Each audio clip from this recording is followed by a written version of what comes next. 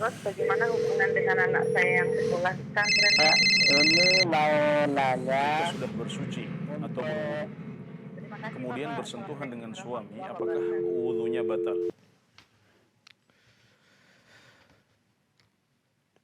Bismillahirrahmanirrahim. Assalamualaikum warahmatullahi wabarakatuh. Alhamdulillah hamdan katsiran thayyiban mubarakan fi kama yuhibbu rabbuna wa yarda. Asyhadu an la ilaha illallah wa asyhadu anna Muhammadar Rasulullah. Allahumma shalli wa sallim ala nabiyyina Muhammadin wa ala alihi wa sahbihi ajmain. Amma ba'd. Pemirsa dan juga pendengar Fatwa TV, ahlan wa sahlan wa marhaban bikum. Selamat berjumpa kembali dalam program Live Interaktif. Edisi kali ini kita akan membahas tentang fikih ibadah yang diampu oleh guru kita Al-Ustadz Anas Burhanuddin LCMA yang merupakan anggota Dewan Fatwa Perhimpunan Al-Irsyad. Dan sore hari ini kita live dari studio Fatwa TV Jember. Ustadz Anas sudah bersama kami di studio, kita sapa beliau terlebih dahulu. Assalamualaikum Ustadz. Alhamdulillah. Sehat Ustadz kabarnya? Assalamualaikum warahmatullahi wabarakatuh. Insyaallah. Alhamdulillah saya sehat. Semoga Mas Nizar juga sehat dan kita doakan semoga para pemirsa dan pendengar kita juga senantiasa sehat dan dilindungi oleh Allah Subhanahu wa taala. Amin. Ya Rabbal Alamin. Ustadz, baik. Ini masih masa-masa recovery, pemulihan Ustadz. Sudah siap beraktivitas kembali Ustadz? Iya, alhamdulillah emang namanya musimnya ya. Jadi bukan cuma kita tapi juga banyak saudara-saudara kita di luar sana yang sedang sakit, baik itu apakah COVID atau sakit yang lain. Memang kita mendengar ada banyak saudara-saudara kita yang memang sedang diuji oleh Allah Subhanahu wa taala. Alhamdulillah ala kulli hal. Alhamdulillah ala kulli hal Ustadz ya. Tapi sudah bisa kembali beraktivitas normal Ustadz? Alhamdulillah saya sudah kembali ngantor, mengajar dan aktivitas yang lain. Alhamdulillah ya. Apakah ada perbedaan Ustadz sebelum sakit dan setelah sakit? Apa yang dirasakan Ustadz? Ya, Jadi lebih hati-hati makan mungkin atau iya, lebih betul. mengatur pola istirahat? Lebih hati-hati karena Lebih hati-hati, Ustaz, ya. kita kemarin mungkin berpikir imunnya masih kuat itu ternyata masih positif juga ya dengan varian yang lain katanya gitu. Jadi ya tetap harus ikhtiar sebisa mungkin ya, menjaga kesehatan, menjaga pola makan, menjaga imunitas. Kemudian setelah ikhtiar ya kita serahkan kepada Allah Subhanahu wa taala dan tidak perlu takut insyaallah. Nah, insyaallah. Barakallahu fikum Ustadz ya. Tapi ya mungkin bukan hanya Ustadz yang merasakan, tapi juga banyak di antara pemirsa dan juga pendengar Fatwa TV yang mungkin mengalami demikian. Dan sekali lagi semoga Allah berikan kesabaran, ketabahan atas segala hal termasuk ujian sakit yang menghampiri kita semuanya. Tapi di kesempatan sore hari ini, selama kurang lebih 1 jam ke depan, kita akan ajak Anda, pemirsa Fatwa TV, untuk bisa berinteraksi langsung dengan Ustadz. Caranya silakan bisa langsung telepon di 0331 544 6087. Atau juga Anda bisa mengirimkan pertanyaan melalui website kami di www.dewanfatwa.com. Sore hari ini telah tersambung bersama kami untuk merelay live interaktif fikih ibadah. Ada beberapa media yang tergabung dalam RTVC atau Asosiasi Radio Televisi Islam Indonesia. Di antaranya adalah Radio Binbas Yogyakarta, Radio Sahabat Tegal, Radio MDFM Probolinggo, Radio Gema FM Bontang, Radio Al Hikmah Banyuwangi, Radio Albina AM Bekasi, Radio Tuah FM Riau, dan juga Radio Dai Tengaran. Tapi sore hari ini sebelum kita bacakan pertanyaan yang sudah masuk ke meja redaksi kami, kita akan persilahkan kepada Ustadz Anas Burhanuddin LCMA untuk memberikan satu nasihat dan juga kajian pembuka. Fadhol Ustadz. Bismillahirrahmanirrahim. Ini sebenarnya berhubungan dengan sebuah pertanyaan yang disampaikan oleh salah satu pemirsa tentang mengangkat tangan dalam doa setelah adzan. Ya, saya sudah jawab waktu itu, namun ada sedikit keraguan ya saat menjawab, dan ternyata setelah saya rujuk beberapa referensi, ternyata jawaban yang disampaikan alhamdulillah sesuai dengan jawaban atau fatwanya para ulama. Alhamdulillah. Ya. Jadi ini tentang mengangkat tangan dalam doa. Ya. Mengangkat tangan dalam doa adalah sebuah sunnah yang diajarkan oleh Rasulullah SAW, dan mengangkat tangan dalam doa itu adalah salah satu pendukung mustajabnya doa, juga merupakan salah satu adab dalam berdoa. Dan Syekh Muhammad bin Shalih Al-Utsaimin menyebutkan ada 4 kondisi tentang mengangkat tangan dalam doa ini. Yang pertama adalah kondisi di mana disebutkan dengan dalil khusus bahwasanya Rasulullah SAW mengangkat tangan beliau saat berdoa. Misalnya saat beliau minta hujan dalam khutbah Jumat. Juga saat beliau meminta agar hujan dihentikan oleh Allah Subhanahu wa taala atau disebarkan ke daerah-daerah non pemukiman. Atau yang disebut sebagai istisha, ya. Jadi ada istisqa minta hujan, ada istisha minta agar hujan dihentikan atau dialihkan ke bukit-bukit dan gunung-gunung, bukan di tempat pemukiman agar tidak terjadi banjir. Maka tentunya kita mengikuti Nabi Muhammad SAW dalam hal itu. Kemudian yang kedua adalah kondisi di mana jelas-jelas disebutkan dalam dalil khusus bahwasanya Nabi Muhammad SAW tidak mengangkat tangan beliau saat berdoa. Misalnya dalam khutbah Jumat. Ya, doa dalam khutbah Jumat itu tidak perlu mengangkat tangan kita. Ya, tidak perlu mengangkat tangan. Dan yang dikecualikan adalah istisqa tadi itu. Istisqa dan istisha dalam khutbah Jumat. Adapun selain keduanya maka disebutkan bahwasanya Nabi Muhammad SAW tidak mengangkat tangan beliau. Demikian juga para sahabat juga tidak mengangkat tangan beliau dalam doa. Maka sunnahnya adalah kita tidak mengangkat tangan kita dalam doa di khutbah Jumat ini. Kemudian kondisi yang ketiga adalah kondisi di mana dalil-dalil menunjukkan bahwasanya indikasi kuatnya Nabi Muhammad SAW tidak mengangkat tangan beliau. Jadi tidak disebutkan secara nas bahwasanya beliau mengangkat tangan atau tidak mengangkat tangan. Tapi yang zahir, indikasi kuatnya beliau tidak mengangkat tangan beliau saat mengucapkan doa-doa ini. Misalnya ketika beliau doa istiftah setelah takbiratul ihram. Kemudian ketika beliau doa di antara dua sujud. Ketika beliau doa di akhir solat sebelum salam. Juga ketika beliau beristighfar setelah solat, ini semuanya adalah doa. Tapi Nabi Muhammad SAW juga tidak mengangkat tangan beliau dalam kondisi-kondisi ini. Maka sunnahnya kita juga tidak mengangkat tangan dalam kondisi-kondisi ini. Yang kemudian yang keempat adalah kondisi selain ketiga kondisi di atas. Jadi tidak disebutkan bahwasanya Nabi mengangkat tangan beliau. Juga tidak disebutkan secara khusus bahwasanya beliau tidak mengangkat tangan beliau. Juga tidak ada indikasi kuat bahwasanya beliau mengangkat tangan beliau. Maka yang seperti ini sunnahnya adalah kita mengangkat tangan kita dalam berdoa. Jadi kalau tidak disebutkan bahwasanya beliau, kalau tidak disebutkan bahwasanya beliau tidak mengangkat tangan beliau dalam doa, maka sunnahnya berarti kita mengangkat tangan dalam doa. Nah, kondisi berdoa setelah adzan termasuk kondisi yang keempat ini. Termasuk kondisi yang keempat ini, maka sunnah bagi mereka yang berdoa setelah adzan dikumandangkan untuk mengangkat tangannya dalam berdoa, dan itu termasuk adab dalam berdoa dan termasuk sebab mustajabnya doa di sisi Allah Subhanahu wa taala. Ya demikian sebagai sebuah faedah ilmiah dan juga sekaligus sebagai nasihat bagi kita untuk menjaga adab kita dalam berdoa kepada Allah Subhanahu wa taala. Nah, Ustaz, kita sampaikan terima kasih jazakumullahu khairan atas satu kajian pembuka untuk memberikan motivasi dan juga semangat bagi kita semuanya.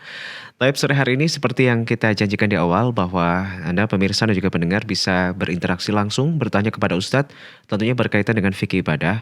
Kita buka line telepon di 0331 544 6087, 544 6087, dan mohon dipastikan ketika Anda bertanya atau telepon untuk mengecilkan volume televisi atau radio Anda. Taib, sambil menantikan penanya di jalur telepon, Ustaz, ada beberapa pertanyaan sudah tersambung bersama kami di jalur website dewanfatwa.com. Taib, Ustaz, pertanyaan yang pertama kita bacakan dari saudara Prasrazi, Ustaz, di Kota Bogor, Jawa Barat. Ustadz, bagaimanakah status hukum larangan pada suatu waktu ada sahabat yang melanggarnya dan Nabi membiarkannya atau membolehkannya. Contohnya adalah mengkodok sholat qobliyah subuh setelah sholat subuh. Kemudian contoh lain adalah mencukur jenggot setelah satu genggaman dan lain sebagainya. Ya. Kalau ada sebuah larangan, kemudian Nabi Muhammad SAW melakukan apa yang beliau larang tersebut, atau ada sahabat Nabi Muhammad SAW yang melanggar larangan itu kemudian beliau biarkan, maka hal itu menunjukkan bahwasanya larangan itu adalah larangan yang tidak tegas. Jadi ada larangan yang tegas yang kemudian menunjukkan hukum haram. Dan ada larangan yang tidak tegas yang oleh para ulama dihukum sebagai makruh saja. Seperti misalnya Nabi Muhammad SAW mengatakan, La yashrabanna ahadukum qa'iman. Janganlah seorang di antara kalian minum dalam keadaan berdiri. Nah, kemudian diriwayatkan dalam hadis-hadis yang sahih bahwasanya kadang-kadang Nabi Muhammad SAW minum dengan berdiri. Maka larangan untuk minum berdiri itu dibawa kepada hukum makruh saja, bukan sesuatu yang haram. Atau dibawa kepada makna boleh jika ada kebutuhan untuk melakukannya. Nah, maka larangannya menjadi larangan yang tidak tegas. Nah, seperti juga larangan Nabi Muhammad SAW ya untuk melaksanakan sholat setelah sholat asar. Larangan Nabi Muhammad SAW untuk mengerjakan sholat setelah asar sampai terbenamnya matahari. Atau setelah subuh juga, seperti itu sama. Namun kemudian ada sebagian sahabat yang sholat setelah subuh atau setelah asar. Bahkan Nabi Muhammad SAW sendiri juga melakukannya. Sahih bahwasanya Nabi Muhammad SAW pernah suatu ketika tersibukkan oleh tamu setelah zuhur. Maka beliau tidak sempat untuk mengerjakan sholat ba'diyah zuhur.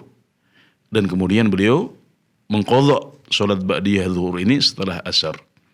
Ini menunjukkan bahwasanya untuk sebab tertentu, ya kita boleh melakukan sholat sunnah seperti ini pada waktu yang sebenarnya dilarang.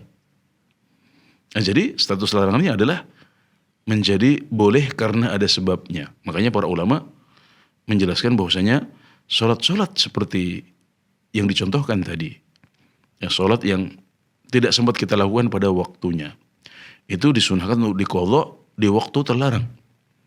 Kemudian juga sholat tahiyatul masjid bagi mereka yang masuk masjid setelah asar atau setelah subuh.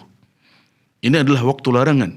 Tapi saat kita masuk masjid di waktu-waktu seperti ini, maka sunnahnya adalah kita mengerjakan sholat sunnah tahiyatul masjid dahulu. Kenapa? Karena ini adalah sholat karena sebab khusus. Ya, ada alasan khusus yang membuat kita tidak berlaku bagi kita larangan mengerjakan sholat sunnah setelah asar atau setelah subuh. Ya, adapun contoh lain yang disebutkan oleh saudara penanya, yaitu adanya sebagian sahabat yang membolehkan untuk memotong jenggot setelah panjang jenggot kita melebihi satu genggaman atau qabdhah. Maka ini sahih dari Ibnu Umar radhiyallahu anhu. Namun hanya Abdullah bin Umar yang membolehkan hal itu di antara para sahabat semuanya. Maka ya ini adalah salah satu pendapat di antara pendapat para ulama ya, yang mengikuti pendapat Ibnu Umar boleh untuk memotong jenggotnya setelah melebihi satu genggaman. Namun yang lebih hati-hati adalah mengambil keumuman hadis di mana Nabi Muhammad SAW bersabda, "A'ful liha wa ahfus syawarib." Ya, biarkanlah jenggot dan potonglah kumis. Ya, secara mutlak ya, meskipun sudah melebihi satu genggaman ya, karena itu yang masyhur dari Rasulullah SAW, dan pengecualian satu genggaman itu hanya diriwayatkan dari Abdullah bin Umar saja. Ya, demikian, semoga bisa dipahami dengan baik. Baik Ustaz. Semoga bermanfaat untuk Pras Razi di Bogor, Jawa Barat. Taib, sore hari ini kita undang Anda, pemirsa dan juga pendengar, silahkan yang ingin bertanya secara langsung. Line telepon sudah kami buka dan kita akan sapa penelpon pertama kita Ustaz di kesempatan sore hari ini ada Pak Kadan dari Cianjur. Fatwa TV, Assalamualaikum. Waalaikumsalam warahmatullahi wabarakatuh. Baik, ahlan wa sahlan. Silakan Pak Kadan pertanyaannya. Ya, terima kasih. Assalamualaikum Pak Ustadz. Waalaikumsalam warahmatullahi wabarakatuh. Barakallahu fikum. Ingin bertanya Pak Ustadz tentang ini mengkodo puasa wajib digabung dengan puasa sunnah Ustadz. Jadi Di hari yang sama Pak ya? dengar di salah satu TV sunnah itu kata Ustadz tidak boleh menggabungkan antara yang wajib dengan yang sunnah Ustadz. Kalau misalkan digabungkan maka jatuhnya sunnah. Halo? Halo Pak Kadan? Baik, terputus Ustaz ya. Tapi Ustaz didapatkan Ustaz pertanyaannya Ustaz ya? Sudah bisa ditangkap. Menggabung yang wajib dengan yang sunnah. Silakan Ustaz. Iya, jadi permasalahan-permasalahan fikih yang merupakan masalah-masalah amaliyah ini memang banyak permasalahannya tidak lepas dari perbedaan pendapat di antara para ulama. Ya, ini yang sering kita ulang-ulang kepada para pemirsa dan pendengar sekalian bahwasanya kita harus lebih siap dan terbiasa dengan perbedaan pendapat di antara para ulama. Ya, jadi jangan bingung. Ya, kalau Anda punya kemampuan untuk membandingkan antara dua pendapat dengan membandingkan dalil-dalilnya kemudian bisa memilih yang paling kuat, maka silahkan memilih pendapat yang paling kuat. Ya, namun kalau Anda tidak punya kemampuan untuk melakukan hal itu, maka kewajiban orang awam adalah bertanya kepada ulama atau kepada ustadz yang dipercaya. Allah Subhanahu wa taala berfirman, "Fas'alu ahla dzikri in kuntum la ta'lamun." Bertanyalah kepada para ulama jika kalian tidak mengetahui. Maka berdasarkan ayat ini, para ulama menjelaskan bahwasanya kewajiban seorang awam adalah bertanya. Kapan dia memiliki sebuah permasalahan, kapan dia dihadapkan pada suatu ibadah yang sudah akan dia kerjakan, tapi dia masih bingung dengan hukumnya, maka silahkan bertanya kepada ulama yang ada di sekitar Anda, yaitu ulama yang dikenal dengan ilmu dan amal, yang punya kapasitas, yang punya track record, pernah menuntut ilmu agama dengan tekun. Ya, maka jika Anda sudah bertanya maka beres. Berarti Anda sudah melakukan apa yang menjadi kewajiban Anda dan itu sudah cukup. Itu sudah bisa menjadi hujah di hadapan Allah Subhanahu wa taala ketika nanti ditanya, "Ya Allah, saya sudah bertanya kepada ulama yang saya anggap kapabel dalam hal ini." Dan beliau menjawab demikian, maka saya beramal demikian. Ya, jadi dengan demikian kita enak sudah, kita nggak perlu khawatir, nggak perlu bingung dengan perbedaan pendapat di antara para ulama. Ya. Adapun menggabungkan antara puasa sunnah dengan puasa qadha, ya, maka yang lebih kuat Allah Ta'ala maksudnya itu tidak boleh. Kenapa? Karena keduanya masing-masing memiliki maksud, masing-masing memiliki tujuan. Ya, puasa qadha itu adalah mengganti puasa yang wajib. Ya, mengganti puasa yang wajib. Maka posisinya seperti puasa yang wajib. Seperti puasa Ramadan. Di mana di bulan Ramadan kita meniatkan satu niat saja, yaitu puasa Ramadan. Tidak kita gabungkan dengan puasa Senin ketika bertepatan dengan hari Senin, puasa Kamis ketika bertepatan dengan hari Kamis, atau puasa Bid ketika bertepatan dengan tanggal 13, 14, 15 dari bulan Ramadan. Tapi kita niatkan satu niat saja, yaitu niat puasa. Maka demikian juga puasa qadha memiliki maksud khusus, yaitu menyempurnakan puasa Ramadan yang kita tinggal, puasa wajib yang kita tinggal. Maka sebagaimana puasa asalnya itu puasa Ramadan tidak bisa digabungkan dengan puasa-puasa sunnah, maka puasa qadha juga tidak bisa digabungkan dengan puasa-puasa yang sunnah. Ya, demikian, semoga bisa dipahami dengan baik oleh Pak Kadan, wafaqahullahu ta'ala di Cianjur. Nah, Ustaz, jazakallahu khairan atas jawabannya. Semoga bermanfaat ya untuk Bapak Kadan di Cianjur. Baik, kita sapa penelpon kedua kita sore hari ini Ustaz, ada Ibu Rosmini dari Pacitan, Fatwa TV. Assalamualaikum. Waalaikumsalam warahmatullahi warahmatullahi wabarakatuh. Iya, barakallahu fikun. Silakan Ibu Rosmini pertanyaannya. Assalamualaikum warahmatullahi wabarakatuh, Ustaz. Waalaikumsalam warahmatullahi Warahmatullahi wabarakatuh. wabarakatuh. Ini saya ditanya teman, Ustaz. Katanya ada sholat tahajud itu yang membaca surat Ikhlas 100 kali. Itu apa? Ada hadis yang Surat apa, Bu? Bisa diulang Ibu, surat apa? surat Al-Ikhlas 100 kali. Al-Ikhlas Dalam 100 kali. rakaat sholatnya. Sholat tahajud. Iya, maksudnya dibaca itu dalam rakaat sholatnya atau setelah sholat tahajudnya? Di dalam rakaat sholat. Hmm.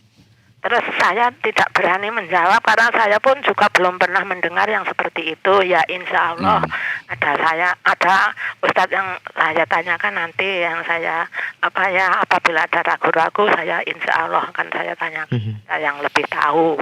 Saya bilang begitu. Terus yang kedua ada Ustadz bilang juga begini, kalau mau tidur itu membaca surat Al-Ikhlas. Itu katanya Aisyah, kalau mau tidur itu jangan tidur dulu Aisyah kalau belum menghafalkan Al-Quran. Terus bagaimana ya Rasulullah, kan mau tidur kok menghafal Al-Quran? Bacalah surat Al-Ikhlas. Terus membaca sholawat Allahumma sholli ala Muhammad, Allahumma sholli ala Sayyidina Muhammadin wa ala alihi. Lupa saya. Ya Ibu, silakan dilanjut. Ya, Allahumma sholli ala Sayyidina Muhammadin. Iya. Lupa saya, Ustaz, mohon maaf, Ustaz. Siap, Iya, Bu, Ibu, nggak apa-apa, sudah silakan. ditangkap, ya. Ya, demikian aja, Ustaz. Kasih jawabannya. Assalamualaikum warahmatullahi wabarakatuh. Waalaikumsalam warahmatullahi wabarakatuh. Begitu. Ya, tentang membaca surat Al-Ikhlas dalam sholat tahajud sebanyak 100 kali seperti yang ditanyakan oleh Ibu Rosmini. Ya, saya tidak mengetahui ada anjuran khusus dari Nabi Muhammad SAW untuk membaca seperti itu. Dan pada dasarnya ibadah itu adalah tauqifiyah. Ibadah itu adalah harus berdasarkan dalil dan tuntunan dari Nabi Muhammad SAW untuk mengatakan bahwasanya bacaan surat tertentu adalah sunnah dalam suatu sholat, maka ini butuh dalil. Demikian juga meyakini bahwasanya suatu bacaan suatu surat sekian kali, 10 kali, 3 kali, 100 kali, itu juga butuh dalil. Dan orang sebelum mengamalkannya harus mendatangkan dalil itu dahulu. Kenapa? Karena pada dasarnya hukum dasarnya ibadah itu tidak boleh kecuali kalau sudah jelas dalilnya. Ya, ini penting untuk kita camkan dalam ibadah kita. Berbeda dengan masalah muamalat, adat kebiasaan manusia yang hukum dasarnya adalah boleh. Jadi selagi belum ada larangan, kita tidak mengetahui larangan, kita boleh melakukannya. Tapi dalam bab ibadah sebaliknya, kita tidak boleh mengamalkan suatu amalan, kita tidak boleh meyakini keutamaan suatu surat atau pembacaan surat dengan angka dan jumlah tertentu kecuali setelah kita mengetahui bahwasanya hal itu dilandasi oleh dalil yang sahih. Kalau kita belum mendapatkan dalil itu, maka kita tidak boleh untuk mengamalkannya, karena al-aslu fil ibadat al-hadr. Hukum dasar bab ibadah adalah tidak boleh. Jadi semuanya enggak boleh kecuali setelah ada dalilnya. Dan saya tidak mengetahui ada anjuran khusus dari Rasulullah SAW untuk membaca surat Al-Ikhlas dalam satu surat sebanyak 100 kali seperti yang disebutkan dalam pertanyaan.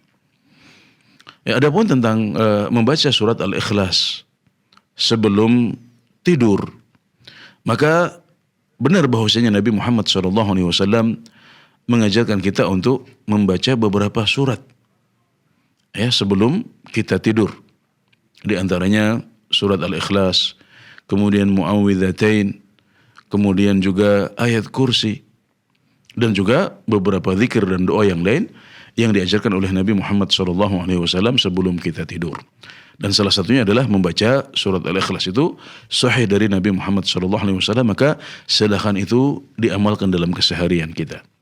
Ya, semoga bisa membantu dengan baik. Adapun sholawat seperti yang ditanyakan, saya juga tidak mengetahui ya. Tapi sholawat itu adalah adab sebelum kita berdoa. Maka sebelum kita berdoa, kita dianjurkan untuk membaca Alhamdulillah wassalatu wassalamu ala Rasulillah. Ini adalah adab sebelum kita berdoa. Jadi tidak masalah kita memulai doa kita dengan memuji Allah Subhanahu wa taala, kemudian bersolawat kepada Rasulullah sallallahu alaihi wasallam ya, tanpa harus ada dalil khusus untuk melakukan hal itu. Ya, demikian, semoga bisa dipahami dengan baik. Ya, baik Ustaz. Semoga bermanfaat ya untuk Ibu Rosmini di Pacitan atas jawaban-jawaban yang Ustaz berikan tadi. Kita tersambung Ustaz bersama dengan penelpon ketiga kita sore hari ini, ada Mas Fatoni dari Jember. Fatwa TV, Assalamualaikum. Halo, Assalamualaikum. Waalaikumsalam warahmatullahi wabarakatuh. Barakallahu fikum. Silakan Mas Fatoni pertanyaannya. Iya, saya ingin bertanya tentang larangan sholat di antara tiang-tiang masjid, Ustaz. Larangan sholat di antara Tiang-tiang masjid. tiang-tiang masjid. Ya, nah itu kan masjid di tempat saya sholat ini itu kecil, Ustaz, karena tiangnya itu sangat besar. Nah, paling kalau cuma saf laki-laki itu bisa diisi dengan 5 sampai 7 saf, Ustaz. Apakah boleh kalau seperti itu, Ustaz? Karena kondisi masjidnya kecil. Ya. Mhm. Terus Baik. yang kedua, Ustaz, di zaman kedua itu kan dulu tidak ada pengeras suara. Makanya pada sholat Jumat itu orang yang lebih dulu datang itu harus berada di saf paling depan agar mendapatkan fadilah sholat jamaah, bukan mendapatkan fadilah khutbah Jumat, Ustaz. Di sini ini kan menggunakan pengeras suara. Jadi apakah walaupun tidak berada di saf paling depan itu boleh, Ustaz? Pertanyaan yang kedua bisa diulang Mas Fatoni? Iya. Apakah boleh gitu, Ustaz? Makmum yang datang lebih dulu itu walaupun tidak berada di saf paling depan. Kan sekarang ini sudah ada pengeras suara, Ustaz. Jadi khutbah Jumatnya. Oh, baik. Ya. Baik. Jadi yang datang duluan apakah boleh nggak harus duduk di depan gitu ya? Karena sekarang ada pengeras suara. Iya. Oke, baik. Assalamualaikum. Waalaikumsalam warahmatullahi wabarakatuh. Terima kasih Mas Fatoni ya. Pertama, Ustaz. Ya, yang pertama tentang larangan sholat di antara tiang-tiang. Ya, ini adalah sebuah larangan yang sahih dari Nabi Muhammad SAW. Ya. Nabi Muhammad SAW melarang sholat di antara tiang-tiang. Untuk redaksinya bainas sawari.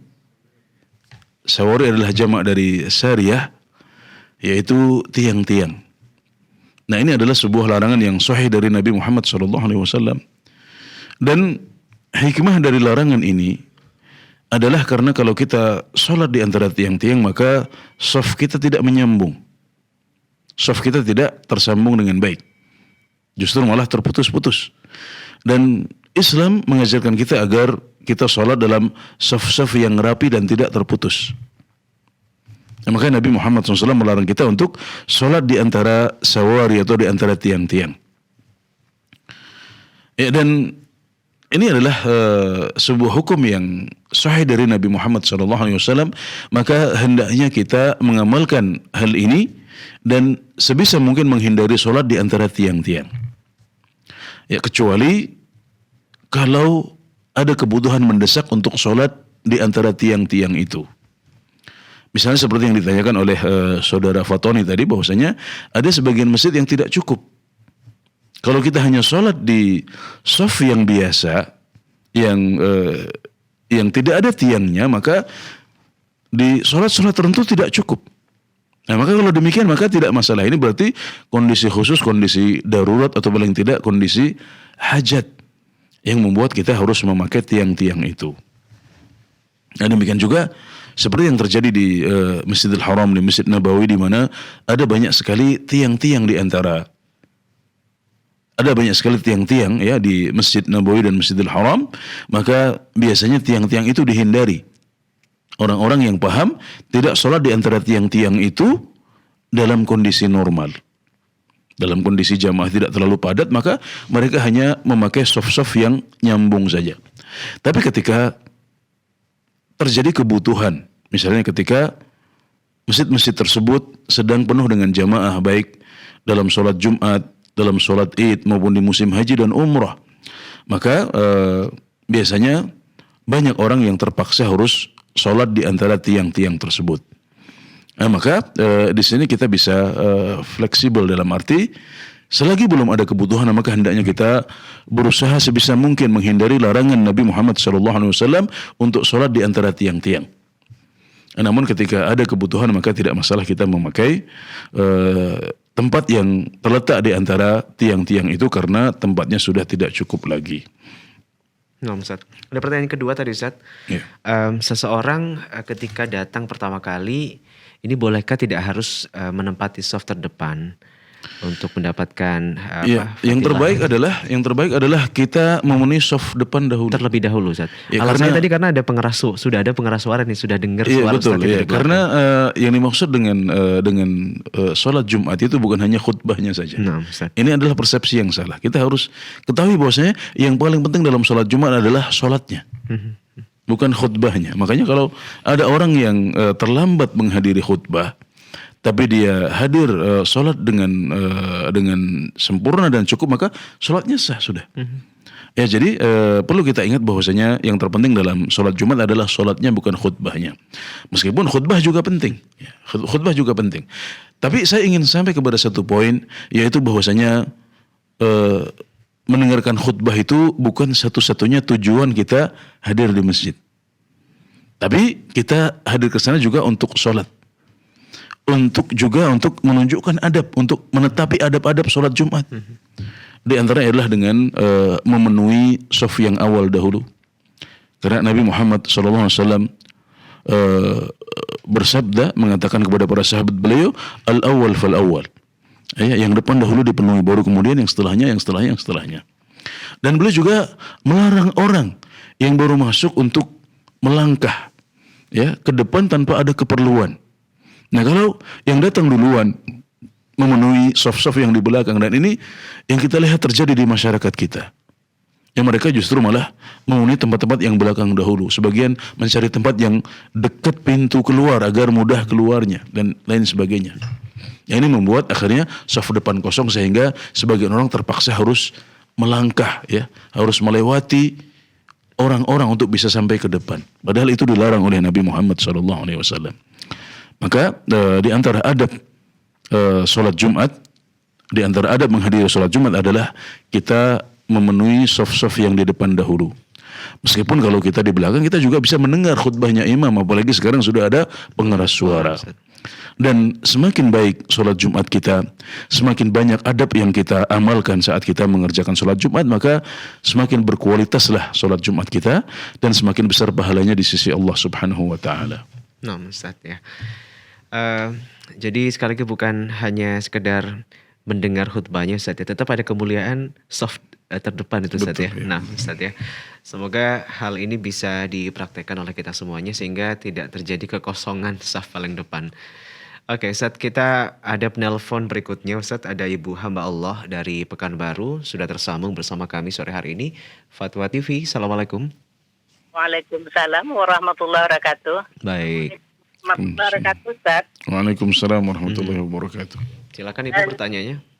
Saya bertanya mengenai ini, Pak Ustaz. Kadang kita kan kalau sholat tahajud malam itu kadang ada agak terlambat bangunnya. Jadi apakah, maksud saya itu mana yang lebih utama, kita banyak melakukan sholat atau cuman misalnya kita bisa sempat 2 rakaat tambah witir 3 gitu. Tapi ayatnya agak panjang. Tetapi kita bisa memanfaatkan 7 rakaat tapi ayatnya yang pendek-pendek saja. Karena kita berpikiran dan berpendapat bahwa kita ingin berdoa di waktu sujud itu gitu. Jadi memperbanyak doa di sujud, itu yang pertama pertanyaan saya, Pak Ustaz. Jadi mana yang lebih utama gitu?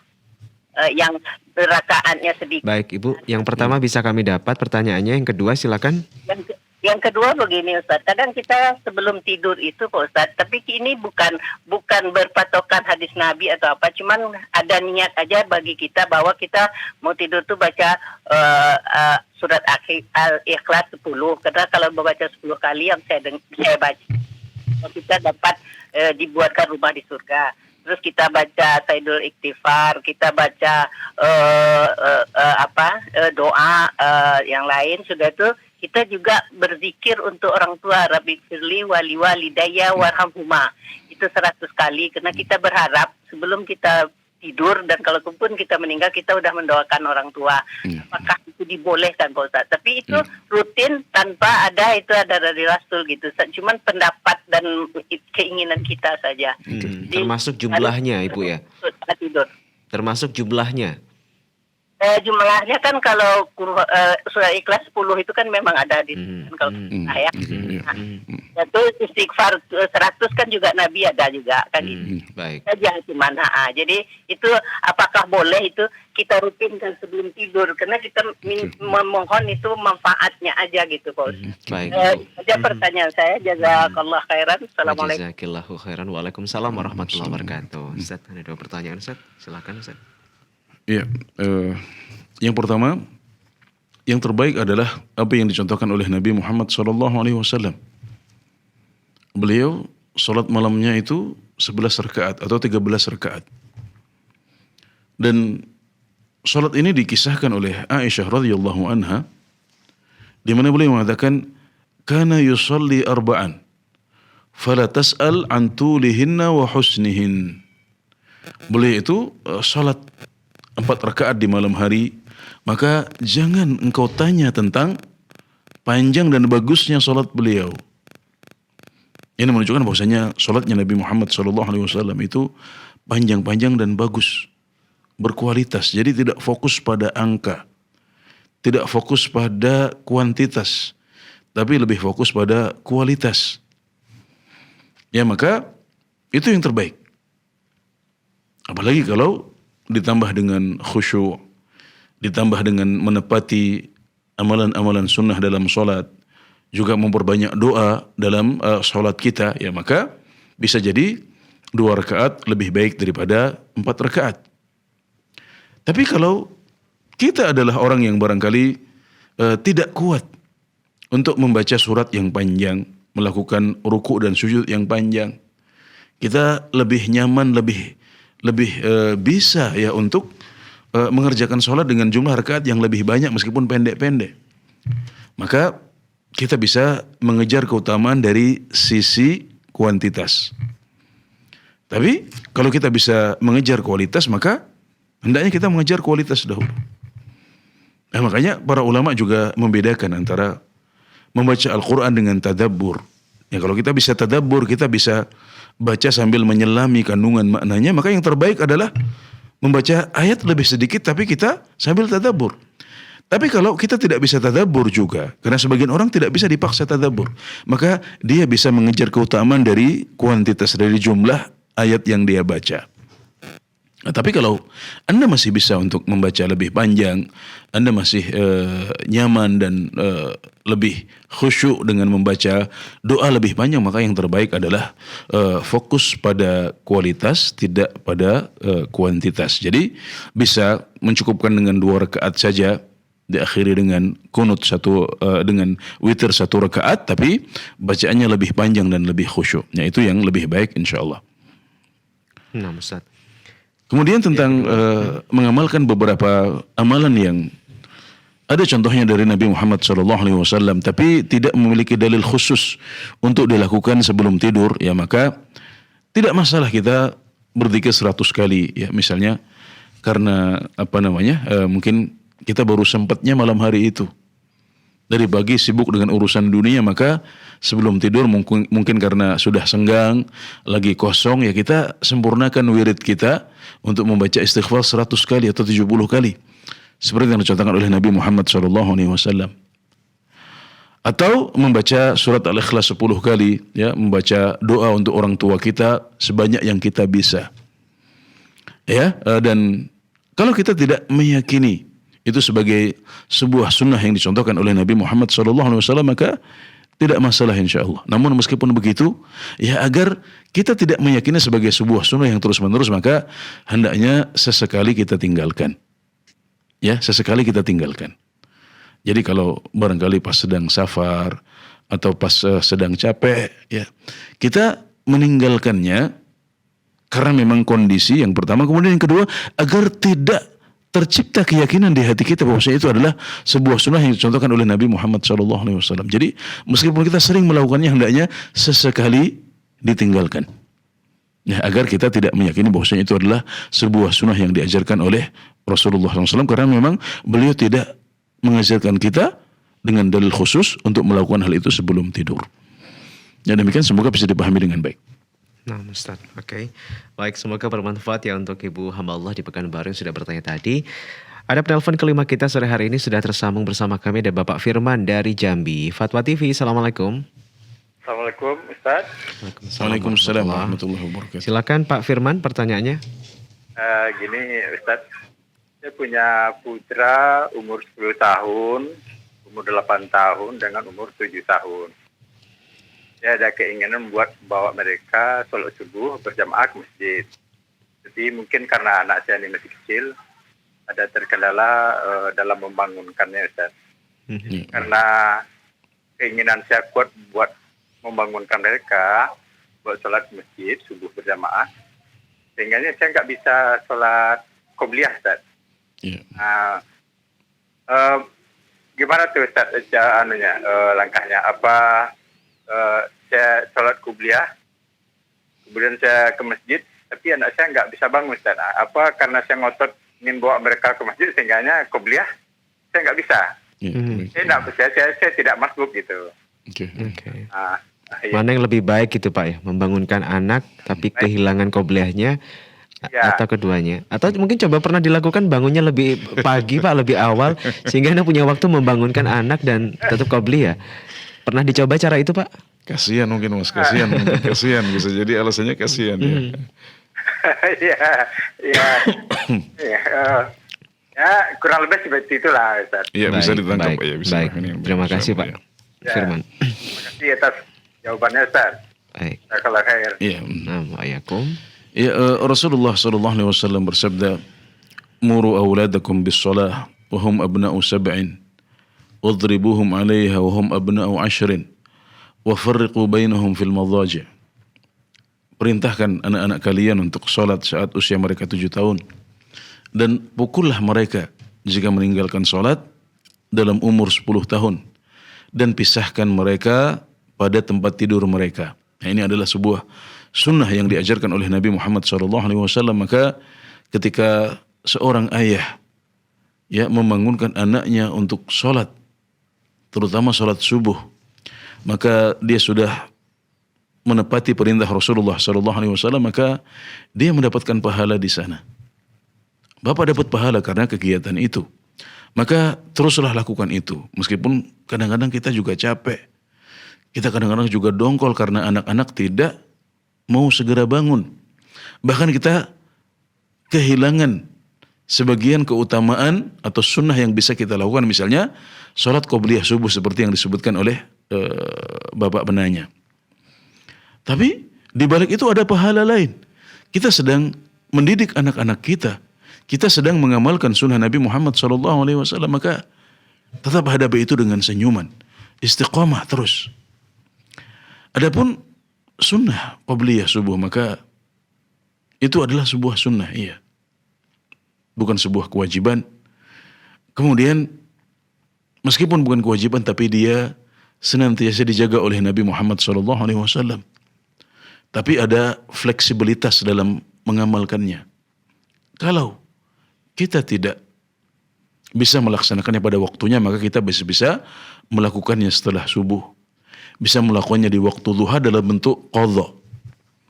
Maka kita tidak perlu berkecil hati kalau sewaktu-waktu ketinggalan, kita bisa melakukannya di waktu yang lain. Alhamdulillah. Kalaupun seandainya kemudian di pagi hari kita nggak sempat, maka yaitu hukumnya sunnah, bukan sebuah kewajiban. Tidak wajib untuk diqadha. Jadi insyaallah semuanya baik. Kalau kita tidak bisa mengejar keutamaan di sini, kita bisa mengejar keutamaan di titik atau di pos yang lain. Dan kita juga bisa siasati misalnya dengan bangun lebih awal ya, kita membangunkan mereka lebih awal, membiasakan mereka juga untuk misalnya untuk ikut sholat malam juga. Dan anak-anak itu dengan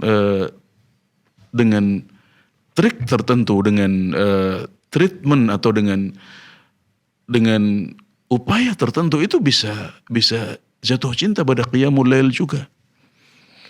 Ya, tapi kalau seandainya itu berat ya, maka kita bisa mengambil yang lain, misalnya dengan membangunkan dahulu, karena anak itu kadang-kadang butuh beberapa kali dibangunkan. Pertama dibangunkan itu belum bangun, tapi ketika kedua, ketiga dia sudah lebih siap. Ya, dia sudah mungkin capeknya sudah lebih hilang, kemudian juga nafsunya untuk nambah sebentar lagi itu juga sudah berkurang.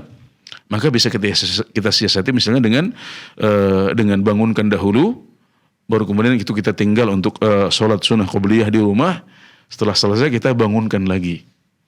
Meskipun barangkali nanti anaknya yang ketinggalan, dia wudunya baru bisa di masjid misalnya, nggak masalah.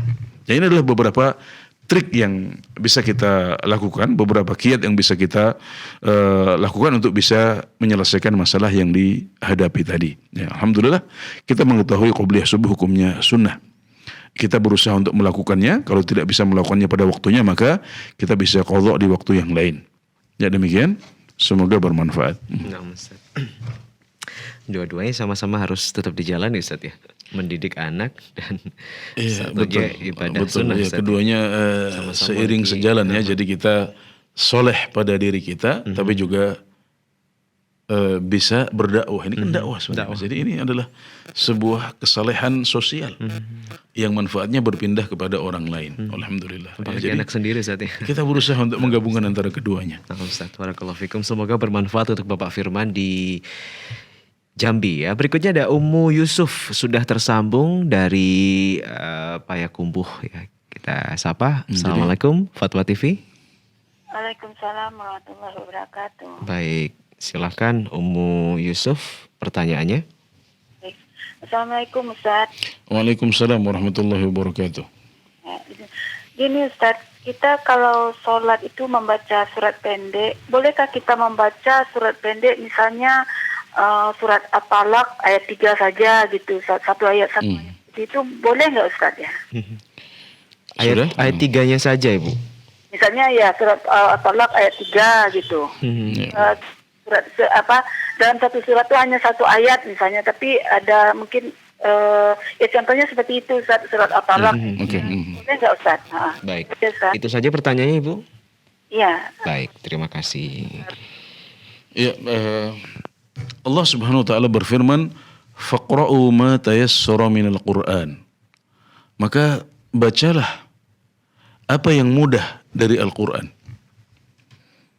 Ini adalah firman Allah Subhanahu wa taala, dan berdasarkan ayat ini maka para ulama menjelaskan bahwasanya kita boleh untuk membaca Al-Qur'an dalam salat kita, yakni ketika kita berdiri, dengan memilih surat apapun yang mudah bagi kita. Nggak ada syarat harus surat tertentu atau harus satu surat penuh. Tidak ada kewajiban seperti itu. Maka boleh kita membaca satu surat pendek yang penuh. Juga boleh untuk membaca satu ayat dalam surat yang panjang atau 2 ayat dari surat tersebut. Dan juga boleh juga untuk membaca sebagian ayat saja dari surat yang pendek. Ya, itu semuanya boleh ya. Bahkan kalau kita tidak membaca surat sama sekali juga tidak masalah. Karena yang wajib dalam salat adalah membaca surat Al-Fatihah. Yang selebihnya itu sunnah saja. Dan juga ada dalil khusus yang mendasari apa yang kami sampaikan di atas, yaitu bahwasanya pernah Nabi Muhammad SAW membaca surat Al-Imran itu dari firman Allah Subhanahu wa taala, "Ya ahlal kitab ta'alu ila kalimatin sawa'in bainana wa bainakum alla na'budu illallah wa la nusyrika bihi syai'an," sampai akhir ayat. Jadi ini bukan dari awal surat Al-Imran, tapi beliau memulainya dari ayat sekian dari surat Al-Imran. Qul ya ahlal kitabi ta'alau ila kalimatin sawa bainana wa bainakum. Beliau mulai dari situ. Yang ini menunjukkan bahwasanya kita tidak harus membaca satu surat penuh dan boleh untuk membaca sebagian ayat dari surat tersebut saja. Bahkan kalau itu hanya satu ayat saja. Jadi ini semuanya menunjukkan bahwasanya apa yang ditanyakan oleh Ummu Yusuf di Payakumbuh ini adalah sesuatu yang boleh dan tidak melanggar hukum Islam. Alhamdulillah.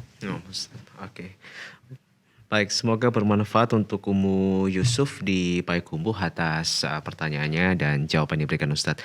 Saat kita akan ke pertanyaan terakhir sore hari ini, kita bacakan yang sudah masuk di jalur website Ustadz ya. Dari saudari Melia RT di Tasikmalaya, Jawa Barat Ustadz. Assalamualaikum warahmatullahi wabarakatuh Ustadz. Afwan, izin bertanya, apakah setiap pekerjaan kebaikan yang kita lakukan seperti mengerjakan pekerjaan rumah atau kebaikan lainnya ini termasuk sebuah amalan yang soleh Ustadz? Dan apakah amalan ini pahalanya bisa mengalir kepada kedua orang tua yang sudah meninggal dunia?